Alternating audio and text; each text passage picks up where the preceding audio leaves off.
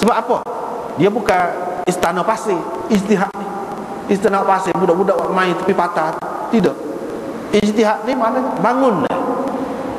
Susah dia nak buat tu. Dengan batu-batu susun. Siap dah. Cuma lepas pada tu dia tak boleh duduk situ. Di WhatsApp ni lebih molek lagi. Nak besar lagi. Rumah besar lagi. Nak istana besar lagi. Bapa hak dulu orang tak boleh duduk lah. Boleh. Dah buka rumah semati. Hak dia buat tu. Setengah-setengah hak dia tinggal, dia ambil pendapat baru, nak pendapat lama tu orang lain duduk pakai alik-alik lagi. Tidak pendapat baru, tidak pendapat, memang pendapat tu satu je orang lain. Satu. Ada lagu tu. Apatah lagi kalau ada lagu tu, lagilah kuat. Itu maksud ijtihad ini tidak roboh, tidak runtuh dengan ijtihad. Sebab apa? Hasil ijtihad ni makna hasil yang memang wujud, nyata. Benda boleh digunakan, bukan sia-sia. Kecuali lah kalau seseorang imam itu dia tarik balik pendapat dia. Dia kata saya taubat, saya tinggal. Itu lain. Kalau dia kata lagu tu. Kalau dia tidak kata lagu tu, hanya dia keluar pendapat lain, hak dulu pun boleh pakai juga. Gitu maksudnya. Di imam-imam pun lagu tu, sahabat-sahabat pun lagu tu. Artinya mereka ini kalau tahu saja hadis, terima. Tahu saja hadis, terima. Terutama di zaman sahabat tu, sama-sama sahabat royak, terima lalulah. Kalau kita tengok, kalau hadis tu sahih, apa salahnya kalau kita terima? Maka sepatutnya kena lagu tu lah.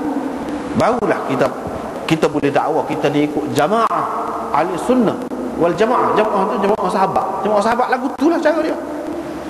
Kalau pendapat dia, dia pegang. Lepas tu ada hadis, dia pegang. Dia tinggal pendapat dia, ambil hadis. Dia tahu hadis lain yang lebih terang lagi, pegang tengok tu. Tidak salah, tak apa. Tak jadi masalah tu. Bahkan bagus buat lagu tu. Itulah orang panggil cara salah lagu tu. Ada pun kita kadang-kadang ada hadis terang dah, kita tak sepakat lagu. Pasal apa? Nak ikut hak orang tu pun tak tahu siapa. Peliknya masyarakat Islam. Sebab tu Tuhan tidak tolong. Sebab tu Tuhan tidak tolong pekerjaan dia, tidak berjaya. Sebab tu ketinggalan. Sebab apa? Kita mengutamakan pendapat orang lain daripada hak Nabi, hadis Nabi sallallahu alaihi wasallam. Kadang-kadang mengutamakan pendapat orang lain daripada Quran.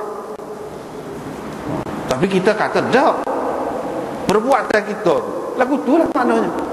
Lagu tu. Tak boleh.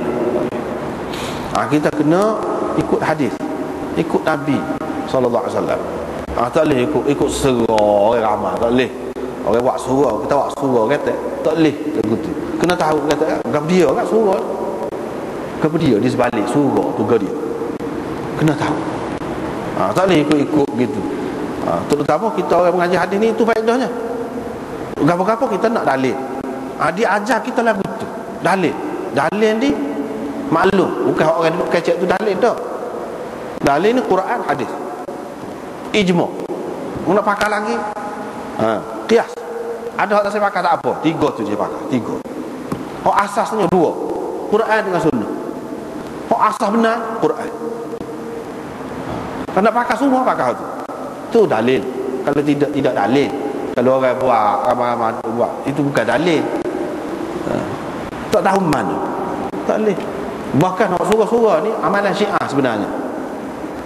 Amalan Syiah juga ni. Kalau di Pakistan dia panggil kaceri, dia panggil kaceri itu surah.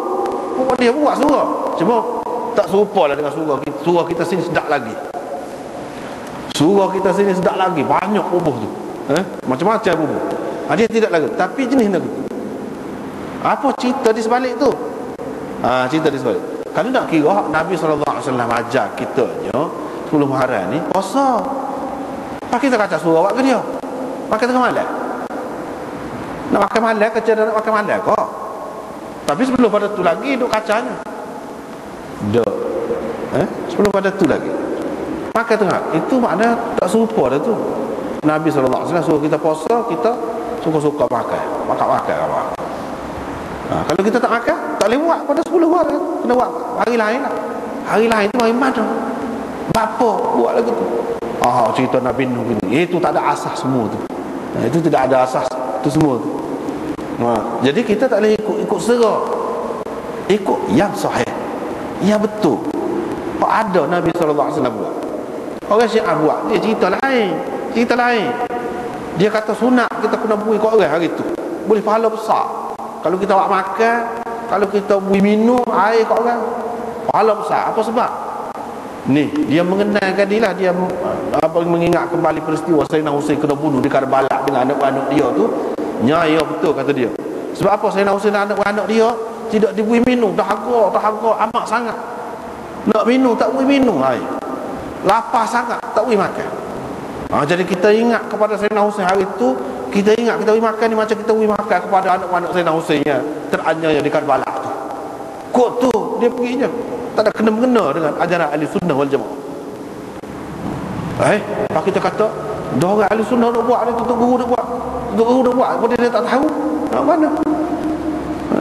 Pas lama kini Tok Guru tu lah juga orang apa ni tukar ali lah gapo tu gapo Syiah juga tu.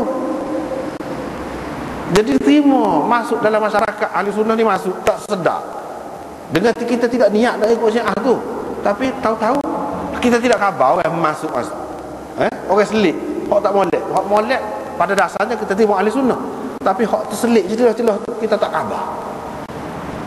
Kita tak khabar. Jadi kita kena tahulah, terutama di bulan Muharram. Kita kena tahu.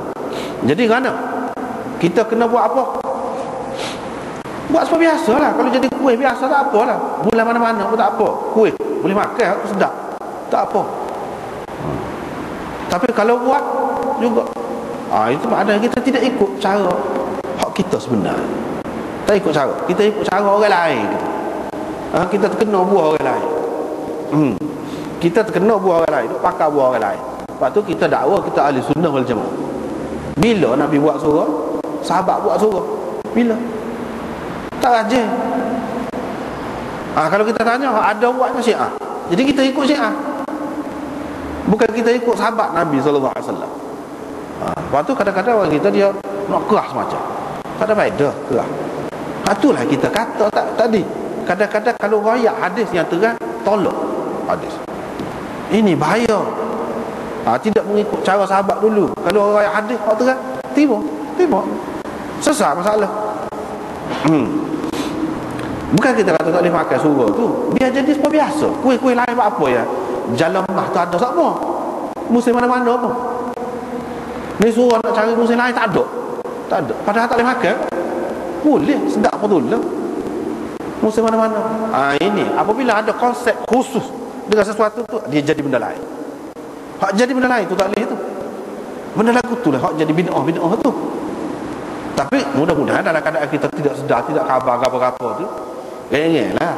Tapi maknanya dalam keadaan jahil lah kita pergi tak tahu apa dia cerita di sebalik tu. Syiah dia tak kira, dia nak tunjuk lebih Sayyidina Ali semua.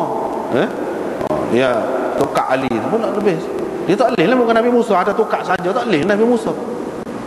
Ali pun dia kena ada tukar juga. Hak lebih tu. Dia buat cerita padahal tak ada kena-mengena dengan Sayyidina Ali, tak ada gapo. Itulah ceritanya. Bab qadril qira'ah fil maghrib. Ini bab qadar bacaan dalam sembahyang maghrib.